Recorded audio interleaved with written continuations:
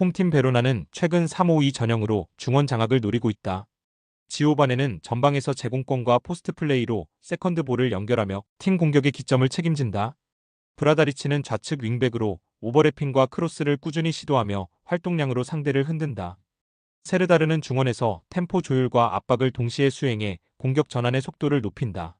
하지만 전방 마무리 단계에서의 불안정한 결정력은 결국 경기 흐름을 확실히 가져오지 못하는 약점이 될 수 있다. 원정팀 유벤투스 3-4-3 전형을 바탕으로 전방 침투를 활용한다. 데이비드는 문전에서 침투와 마무리 능력을 겸비했지만 압박이 강할 경우 고립되는 장면이 많다.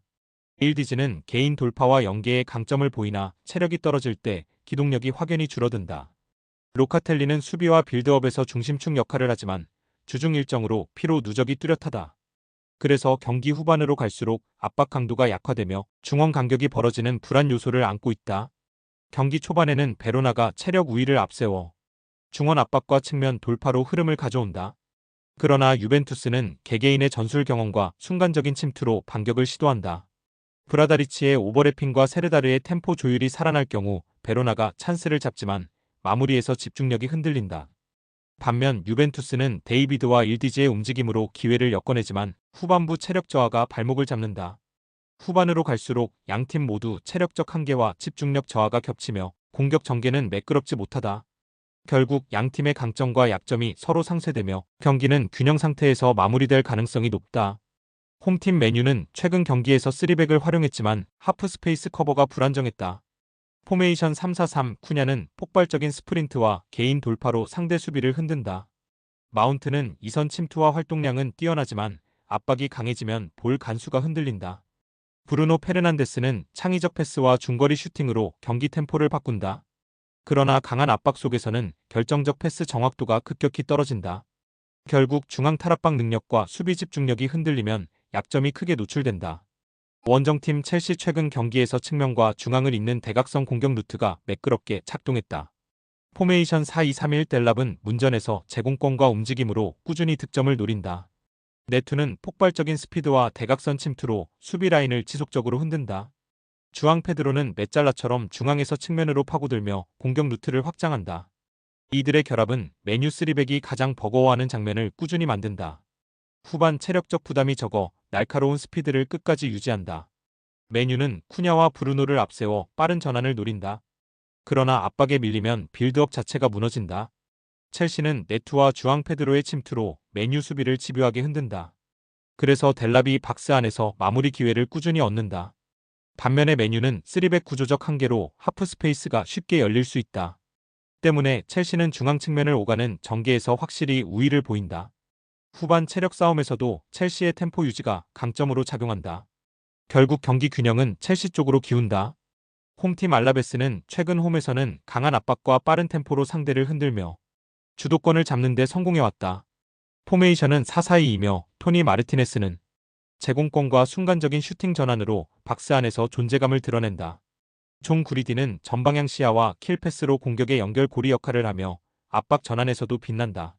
안토니오 블랑코는 후방 안정감을 제공하지만 장시간 압박을 이어가면 체력 소모가 커진다. 그래서 후반으로 갈수록 전방 압박의 날카로움이 조금씩 무뎌지는 약점도 나타난다. 원정팀 세비야 최근 원정에서 수비 집중력이 떨어지며 실점 위험을 드러내고 있다. 포메이션은 4-2-3-1이며 이상 로메로는 빠른 돌파와 박스 안 움직임으로 순간적인 위협을 만든다. 알퐁 곤잘레스는 템포 조율과 볼 배급에서 강점을 가지지만 압박이 거세면 실수가 늘어난다. 바르가스는 전환 속도를 높이지만 후방 커버가 부족해 뒷공간 노출이 잦다. 다만 두 줄 수비를 유지하면서 후반부에는 실점 최소화에 집중하는 운영으로 균형을 잡는다. 알라베스는 초반부터 홈팬들의 응원을 등에 업고 전방 압박을 강하게 걸어간다. 마르티네스와 구리디의 연계가 세비야 뒷공간을 흔들며 여러 차례 기회를 만든다. 그러나 세비야는 라인을 단단히 유지하며 위기 순간을 차단한다. 전반 이후로는 세비야의 빠른 전환과 로메로의 침투가 반격 기회를 만든다. 그러나 알라베스의 블랑코가 중원에서 커버하며 실점을 허용하지 않는다. 후반으로 갈수록 양팀 모두 체력 부담이 드러난다. 알라베스는 마무리에서 세밀함을 잃고 세비야는 역습에서 완성도가 부족하다. 결국 양팀은 서로의 약점을 공략하면서도 마지막 한 방이 부족해 무승부로 귀결될 가능성이 크다. 홈팀 비아레알은 최근 홈 경기에서 풀백과 윙포워드에 적극적인 오버래핑을 통해 측면에서 주도권을 노려왔다. 포메이션은 4-4-2이며 페페는 오버래핑과 크로스로 공격의 깊이를 더한다. 예레미 피노는 빠른 돌파와 페페와의 2대1 패턴으로 측면 수적 우위를 만들지만 지나친 의존도가 드러난다. 기계에는 문전에서 제공권과 마무리 능력을 보여주지만 공격 루트가 단조로워질 경우 고립된다. 그래서 전체 전개가 한쪽 측면에 치우치며 전술적 다양성이 부족하다는 약점이 반복적으로 나타난다. 원정팀 오사수나 최근 경기에서 전술적 유연성을 앞세워 상대 수비를 흔드는 힘을 보여주고 있다. 포메이션은 3-4-3이며 부디미르는 제공권 장악과 포스트 플레이로 전방 버팀목 역할을 한다. 아이마르 오로즈는 중원에서 템포를 조율하며 순간 전진 패스로 공격 전환을 이끈다. 루벤 가르시아는 측면에서 유연한 움직임과 컷신을 통해 변화를 주며 슈팅 기회를 만들어낸다. 특히 수비 전환 시에도 강한 압박을 이어가며 비아레알의 측면 패턴을 효과적으로 차단하는 대응력을 갖췄다. 비아레알은 초반부터 페페와 피노를 중심으로 측면에서 돌파를 시도한다. 그러나 공격 루트가 단조로워 오사수나의 커버에 막힌다. 게에가 문전에서 움직임을 가져가지만 지원 타이밍이 늦어진다. 오사수나는 오로즈의 패스로 빠른 전환을 전개한다. 부디미르가 제공권으로 세컨드 볼을 연결하고 루벤 가르시아가 마무리를 노린다.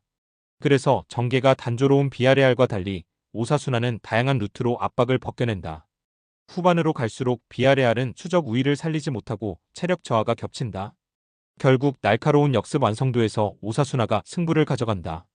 홈팀 라이프치히는 최근 경기 흐름에서 4-3-3 포메이션을 활용해 전방 압박과 빠른 전환 플레이를 동시에 구사한다. 오펜다는 폭발적인 스프린트와 문전 침투로 상대 뒷공간을 흔드는 핵심 무기다. 바카요코는 측면에서 드리블 돌파와 컷신을 결합해 순간적으로 수비를 붕괴시키는 힘을 갖고 있다. 사비 시몬스는 창의적인 패스와 중거리 슈팅을 모두 갖춘 이선의 연결골이다. 특히 세트피스 패턴에서도 완성도가 높아 코너킥과 프리킥에서 다채로운 득점 루트를 보유한다. 공격과 수비 밸런스를 동시에 유지하며 홈에서 주도권을 쥘 가능성이 크다. 원정팀 쾰른 최근 경기에서 3-4-3을 가동하며 전방 압박과 활동량으로 맞선다. 빌턴은 전방에서 압박과 역습 모두에 기여하지만 공격 효율성은 제한적이다. 카민스키는 제공권과 포스트 플레이에서 힘을 쓰지만 빠른 템포에서는 한계를 드러낸다. 마르텔은 중원에서 압박과 커버를 책임지지만 간격 유지가 흔들리면 수비 뒷공간이 쉽게 열린다. 3백 구조는 측면 공간을 자주 노출시키며 세트피스 수비 집중력 부족이 고질적인 문제로 꼽힌다. 원정 경기에서 강한 전력차를 극복하기엔 전술적 제약이 크다. 라이프치히는 홈에서 점유율을 잡고 전방 압박을 이어간다. 오펜다가 뒷공간 침투로 수비 라인을 흔든다. 바카요코가 측면 돌파와 컷신으로 기회를 만든다. 사비 시몬스가 패스 전개와 중거리 슛을 통해 창의성을 더한다. 쾰르는 압박과 제공권으로 버티려 한다. 하지만 전환 속도에서 밀리며 뒷공간이 쉽게 노출된다. 세트피스 수비 집중력 부족이 반복된다. 결국 경기 주도권은 라이프치히가 가져갈 흐름이다. 홈팀 흐로닝어는 최근 경기 흐름은 안정적인 수비 밸런스를 바탕으로 점유율을 높여가는 스타일이다. 포메이션은 4-2-3-1이며 윌룸소는 중원에서 압박 회피와 볼 전개 능력으로 팀의 흐름을 이어간다. 반 베르에는 최전방에서 연계와 마무리를 동시에 소화하며 최근 득점 감각이 살아나 위협적인 자원으로 부상했다.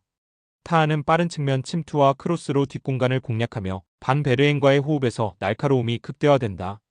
특히 홈에서는 심리적 안정감이 커져 초반부터 공격 템포를 끌어올릴 가능성이 크다. 원정팀 텔스타. 최근 경기 흐름은 승격팀의 긴장감이 짙게 묻어나며 흔들림이 많다. 포메이션은 3-4-3을 구사하지만 3백의 완성도가 낮아 간격 유지에서 불안이 드러난다. 해틀리는 제공권과 전방 압박에서 힘을 보이나 기동력이 떨어져 역습에 취약하다. 브라우어는 활동량은 많지만 압박 강도 앞에서는 패스 정확도가 흔들린다. 로세는 측면에서 빠른 돌파를 가져가지만 문전에서 마무리가 세밀하지 못하다. 원정 경기라는 부담감까지 겹치면 경기 운영의 안정감을 찾기 힘들다. 경기 초반 흐로닝어는 윌룸손을 중심으로 템포를 끌어올린다. 타하가 측면에서 뒷공간을 열어준다. 반 베르에는 박스 안에서 결정력을 보여준다. 텔스타는 3백 간격 유지가 흔들린다. 브라우어의 패스 전개는 압박에 막힌다. 해틀리의 제공권은 고립된다. 후반으로 갈수록 원정 심리 부담이 커진다. 결국 3백 붕괴가 승부를 가른다.